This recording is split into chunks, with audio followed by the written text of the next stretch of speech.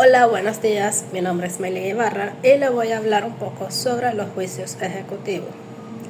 Un juicio ejecutivo, dice Manresa y Navarro, que es el procedimiento que se emplea a instancia de un acreedor para exigirle a su deudor moroso breve y sumatoriamente el dinero de una cantidad líquida de plazo vencido y que conste en documento indubitado. Se puede describir como la fase de ejecución donde se tiene la condena con respecto a un juicio ordinario o de un proceso en el cual, sin entrar a la cuestión de fondo de las relaciones jurídicas, se busca realizar lo que consta en un título donde la ley posee misma fuerza que una ejecutoria. Es un procedimiento especial que tiene por objeto la resolución rápida de conflictos jurídicos en los que no existe contradicción. Es un procedimiento rápido y sencillo, cuya finalidad es conceder cuanto antes al demandante un título ejecutivo en aquellos juicios en los que el demandado no se opone formalmente a la demanda. Nació para combatir los problemas de impagados que se producen en un elevado porcentaje de transacciones comerciales. Podemos decir que frente al incumplimiento voluntario de las obligaciones del deudor, el acreedor puede instar el juicio ejecutivo ante el tribunal respectivo. El juicio ejecutivo es un procedimiento judicial de ejecución forzosa. El juicio ejecutivo puede ser especial o general. El especial tiene una ley, procedimiento de ejecución y realización de bienes, normalmente basado en una garantía convencional, como el procedimiento ejecutivo hipotecario y el procedimiento ejecutivo concursal. El procedimiento general, por su parte, no se basa en una garantía específica, sino en la garantía general de los acreedores para hacer cumplir sus obligaciones, sobre todo los bienes del deudor, presentes y futuros, el denominado derecho de prenda general. En estos procesos, los juzgados y tribunales ejercen la potestad de ejecución, dictando las resoluciones judiciales previstas en la ley para que el acreedor ejecutante obtenga por vía de premio el cumplimiento de la obligación documentada en el título ejecutivo. Por lo tanto, podemos decir que se entiende que el juicio ejecutivo es visto como la fase de ejecución, además de que utiliza el procedimiento breve y se persigue mayormente la calidad que se genera en el título ejecutivo. Ahora, en palabras técnicas, se puede describir de forma precisa el juicio ejecutivo, diciendo así que se trata de un procedimiento especial donde se le da la ventaja al acreedor de pedir el cumplimiento de una obligación para pagar una cantidad de dinero si existe un título ejecutivo que respalde al mismo, como por ejemplo un pagaré o algún elemento que le dé el respaldo. ¿Cuáles son las condiciones y requisitos para que se pueda recurrir a la vía ejecutiva? Primero, que se trate de una obligación de pagar dinero. Segundo, que la cantidad sea líquida o de un plazo cumplido. Tercera, que la obligación consiste en documento público o instrumento reconocido por el deudor. Y cuarto, que estos documentos prueben de manera clara y cierta la obligación demandada.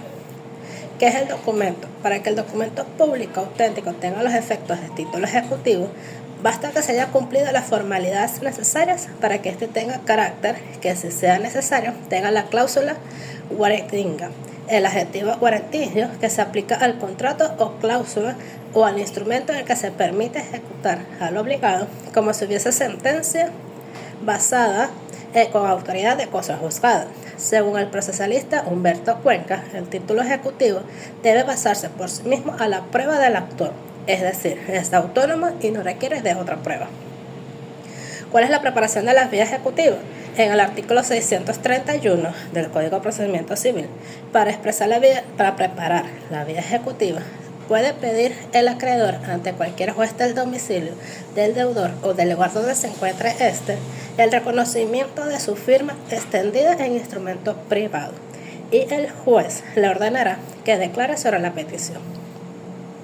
La resistencia del deudor a contestar afirmativa o negativamente dará la fuerza ejecutiva al instrumento. También producirá el mismo efecto la falta de comparecencia del deudor a la citación, que con tal objeto se le haga, y en dicha citación deberá especificarte circunstanciadamente instrumentos sobre el que verse el reconocimiento. No obstante, es importante resaltar que dentro del Código de Procedimiento Civil, en el título segundo, los juicios ejecutivos, se explican los juicios de esta índole, encontrándonos en el capítulo primero la vía ejecutiva, en el capítulo segundo de la ejecución de créditos y fiscales, en el capítulo cuarto de la ejecución de hipoteca, en el capítulo quinto de la ejecución de la prenda y en el capítulo sexto del juicio de cuentas. Ahora bien, vamos a hablar qué es el título ejecutivo y sus características. Un título ejecutivo es un documento que otorga a una parte la posibilidad de reclamar una deuda de manera más rápida y eficiente, sin necesidad de recurrir a un proceso judicial extenso. Al contar con un título ejecutivo, la parte acreedora podrá iniciar un proceso de ejecución forzosa para hacer efectivo el cobro de la deuda de manera más expedita. Ahora bien, las características principales de un título ejecutivo son las siguientes. Certeza de la deuda. El título ejecutivo debe contener una obligación cierta y líquida, exigible, es decir, debe estar claramente establecida la cantidad adeudada y las condiciones de pago. El documento debe constar por escrito en algún tipo de documento que le otorgue fuerza ejecutiva como contratos, pagarés, letras de cambio, resoluciones judiciales, entre otros. No sujeto a recurso de apelación. Una vez que se ha emitido un título ejecutivo, su cumplimiento no puede ser suspendido o apelado, salvo en casos muy excepcionales. Ejecución forzosa.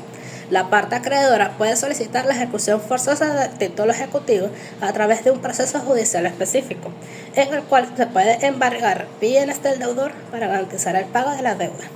En resumen, podemos decir que un título ejecutivo es un documento que facilita el cobro de deudas de maneras más rápidas y eficientes al otorgar a la parte acreedora la posibilidad de iniciar un proceso de ejecución forzosa. Vía ejecutiva e intimación. En Venezuela, la vía ejecutiva de intimación se refiere a un procedimiento judicial mediante el cual el acreedor solicita al deudor el pago de una deuda de manera voluntaria antes de iniciar un proceso de ejecución forzosa. Esta vía tiene como finalidad brindar al deudor la oportunidad de cumplir con obligación de forma amigable y evitar así llegar a instancias judiciales más complicadas. Según Canavalledas, define la vía ejecutiva como expedito procedimiento judicial de pago, que busca la conversión en dinero de los bienes del deudor reacio, mediante el previo embargo de bienes bastantes. La fuente legal que regula la vía ejecutiva de intimación en Venezuela se encuentra principalmente en el Código de Procedimiento Civil.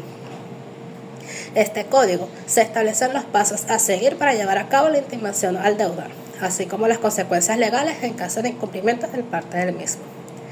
En resumen, la vía ejecutiva de intimación en Venezuela es un mecanismo previo al proceso de ejecución forzosa que busca incentivar el pago voluntario de la deuda por parte del deudor, ofreciéndole la posibilidad de regularizar su situación de manera amigable antes de recurrir a medidas más drásticas.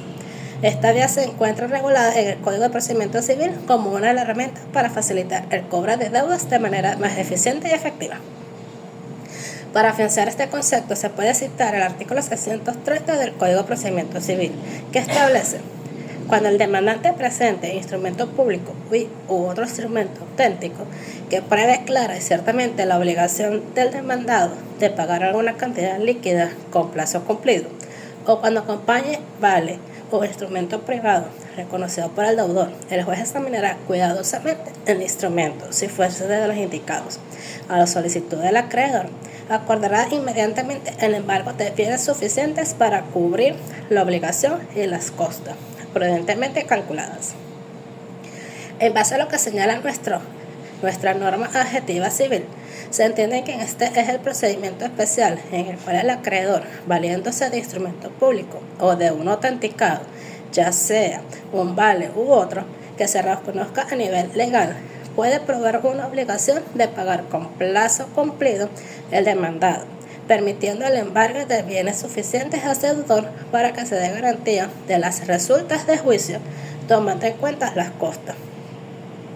Dentro del Código de Procedimiento Civil se encuentra contemplado la vía ejecutiva desde el artículo 630 hasta el 639. Ahora vamos a hablar de la intimación, que está completada contemplados en el mismo código desde el artículo 640 hasta el 652. El proceso de intimación en el derecho venezolano es un acto por el cual se requiere a alguien el cumplimiento de una obligación. En Venezuela, este proceso se puede llevar a cabo principalmente en el ámbito civil o mercantil, actuando cuando una de las partes incumple su obligación de pago. El proceso de intimación en el derecho venezolano generalmente sigue estos pasos. Primero, notificación escrita.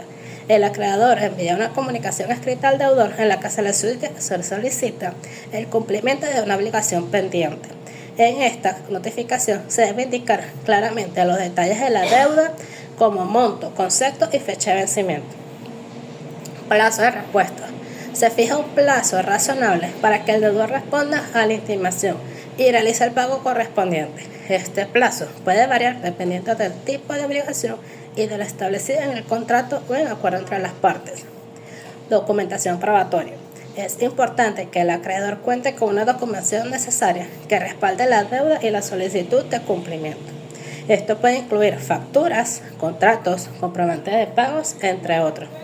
Consecuencias del incumplimiento. En caso de que el deudor no responda a la intimación o no cumpla con la obligación dentro del plazo establecido, el acreedor podrá tomar medidas legales adicionales como iniciar un proceso judicial de cobro de deuda. Es importante tener en cuenta que el proceso de intimación debe seguir ciertos requisitos formales y respetar los plazos legales para que sea válido y efectivo. En caso de dudas, podemos recurrir al Código de Procedimiento Civil. Juicio de rendición de cuentas. Este juicio se encuentra contemplado dentro del artículo 673 del Código de Procedimiento Civil hasta el 689 del mismo, y dicho juicio es aquel procedimiento mediante el cual el accionante pretende, por vía jurisdiccional, que se haga cumplir al accionado su obligación de rendir cuentas indiferentemente del origen de dicha imposición. La rendición de cuentas es un proceso legal mediante el cual una persona debe presentar y justificar todo lo relacionado con la administración de bienes o fondos que le han sido confiados, y sea por mandato legal, por contrato o por voluntad de las partes involucradas.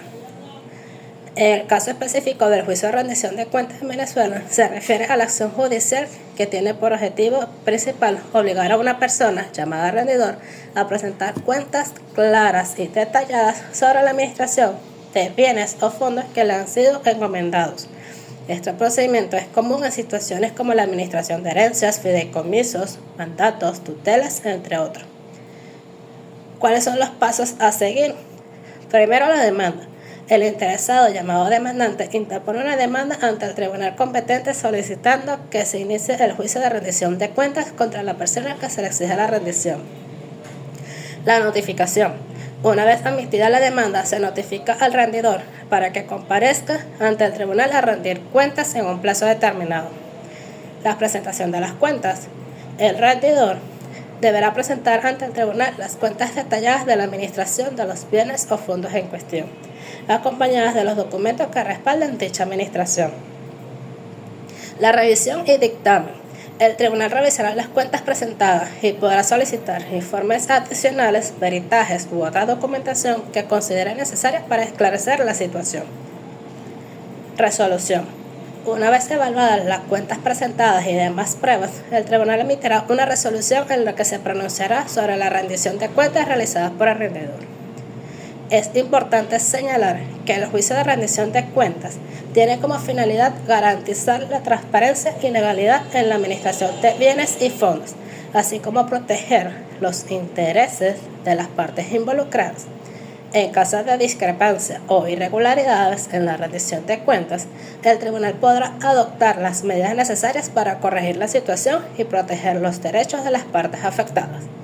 Todos estos procesos los encontramos en el Código de Procedimiento Civil venezolano, y para poderlo ejecutar, primero debemos obtener una demanda y va a ser presentada ante los tribunales competentes.